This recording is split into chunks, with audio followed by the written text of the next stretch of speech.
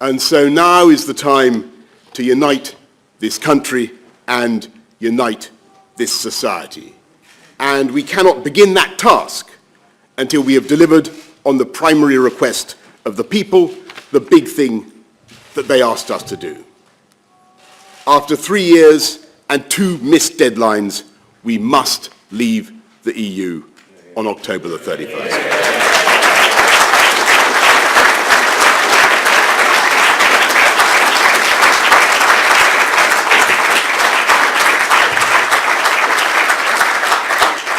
And we must do better than the current withdrawal agreement that has been rejected 3 times by Parliament. And let me clear that I am not aiming for a no-deal outcome.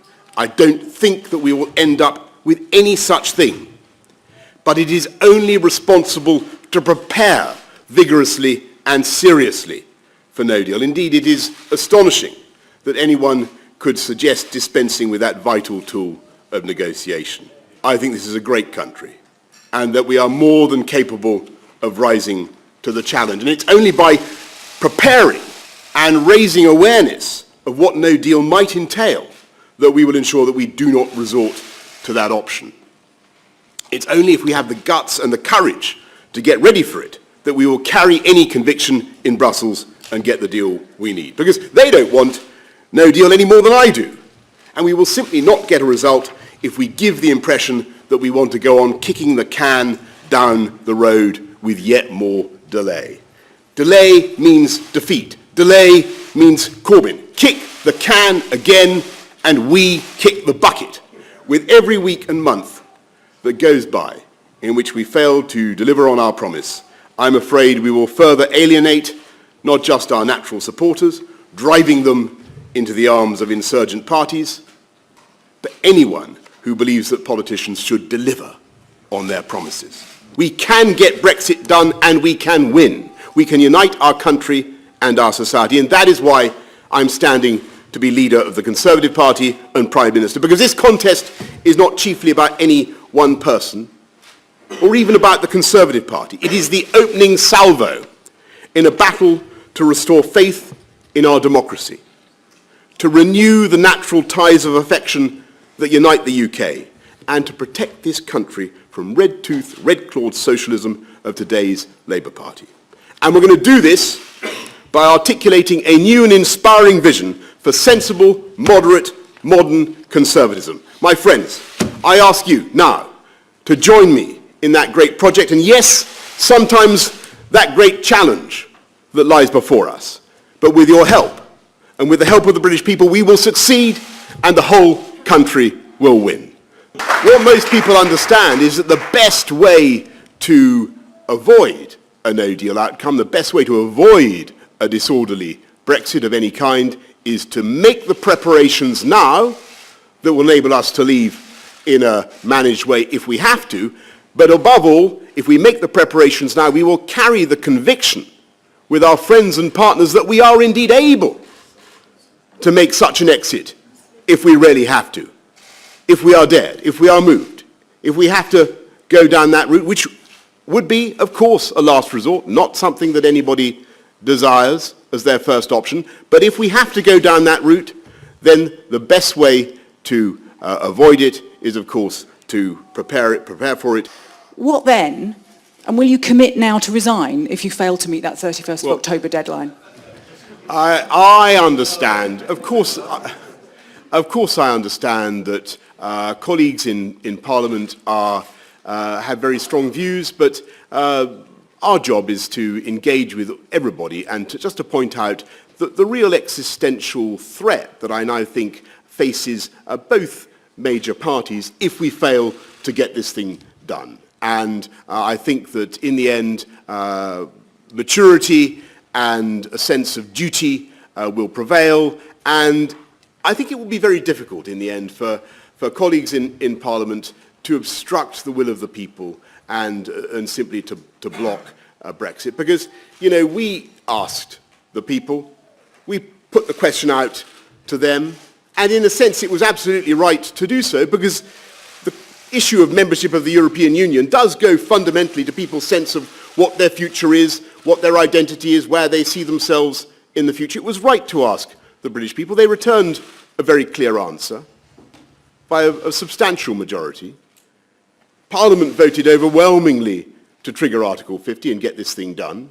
I think that if we now block it as collectively as parliamentarians, we will reap the whirlwind and we will face mortal retribution from the electorate. So I just say to our friends and colleagues, let's come together and get this thing done. Another person who's beginning to see that the party he thought he had is not the party that exists today, of course, is Joe Biden. Remember, he's had a rough couple of weeks as he's come out of hiding and started to talk about his past. And part of his past was being a U.S. Senator for decades, working with Democrats and Republicans and some folks with questionable past. Remember, he talked about working with segregationists, not agreeing with them, but working with them on stuff and trying to find common ground. He said he wouldn't apologize, said he would happily talk about his past. Well, this is what he said back in June about working with those folks. Listen. There's not a racist bone in my body. I've been involved in civil rights my whole career. Period. Period. Period. I said back in June as if that was a long time. Yeah, well, it was a couple weeks. It does, though, when you're talking about campaign season. Yeah. It feels like a long time ago. It feels like it was like 10 months ago. Because you had the debate between then and now where he ran into this buzzsaw of Kamala Harris talking about the girl in pigtails on the bus and the whole busing issue that now she's kind of flip-flopped and come to Biden's position, which is interesting, kind of gotten away with it. Biden, though, didn't push back hard enough in the debate. And so now he's still doing a little cleanup on aisle 3, if you will, and trying to fix all that. So here's his sort of apology yesterday. Now, was I wrong a few weeks ago? Yes, I was. I regret it.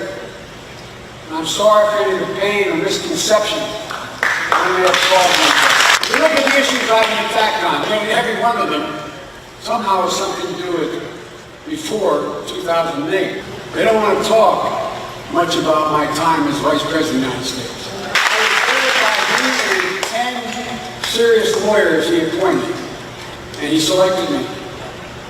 I'll take his judgment about my record, my character, my ability to handle the job of anyone else. So I'm sorry, but from 2008 on, when I was Barack Obama's wingman, you can't say I was hanging with those segregationist senators. I turned a page. So it's interesting whether the left is going to buy that. I will say they're not picking on his time as vice president. They are going way back into his history. And I think to his point, what he's saying is, listen, I was the vice president, on a ticket with the first, who became the first African-American president. He vetted me. He felt that my record on civil rights was good enough for him. Who are you to judge? And he's asking people to look to a more recent record rather than going all the way back. Basically saying if you went back in anybody's history, you would find stuff that they've evolved on or changed on throughout the course of history. But look at what I've done as of late. That's what he's trying to draw people's attention to. What about when, as vice president, he eulogized Robert Byrd, who was a Grand Master of the Ku Klux Klan? That happened in the last 8 years when he was the vice president. I mean, you can't choose what era people get to critique you on. Yes, people evolve. That's absolutely right. But this seems like a temporary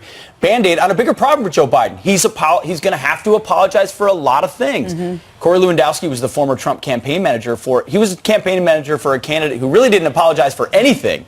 And this is his take on this.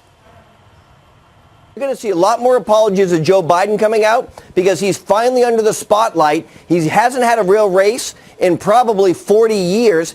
I don't think he's going to make it through the primaries. And if he did, the American people and Donald Trump are going to remind everybody, Donald Trump's going to remind everybody and the American people of the failures of Joe Biden as a U.S. Senator and tie him directly to Barack Obama and the economy and the failures that they had for 8 years that this president has been able to turn back the clock on to bring those manufacturing jobs back. So I don't see Joe as a viable candidate for president at all. And this notion that he can beat Donald Trump, I think, is a complete fallacy. And that may be who's sitting pretty when you put all of those puzzle pieces together. You've got the Democrats having a bit of a civil war. In the House about how they're going to move forward, whether they're left enough, whether they're really for Medicare for all, AOC versus Pelosi, pushing back on one another. And then you've got the Democratic frontrunner maybe in name only right now because he's really struggling. He's on an apology tour. Joe Biden was supposed to be the guy who could beat the president on his turf, in the forgotten man turf, man and woman turf in Wisconsin. We're not talking about that turf. We're not talking about it. Democrats can't go after him on the economy and national security because those Democrats that are running are taking what he did and taking that very policy going a step further with it. So I don't like the whole race card they're playing with him. I don't believe Joe Biden's a racist. I don't think that's what he needs to be critiqued on. If I were running against him, I think there's plenty when it comes to the economy, national security, and chief issues like that to go after him on. That's a much more fair turf, shall we say. They can't really talk about the economy because they want to call it the Obama-Biden recovery, Right. but that means they'd have to give credit to the guy they're running against because they can't give credit to Right. Trump. Right. This is one of the most predictable candidates you've seen.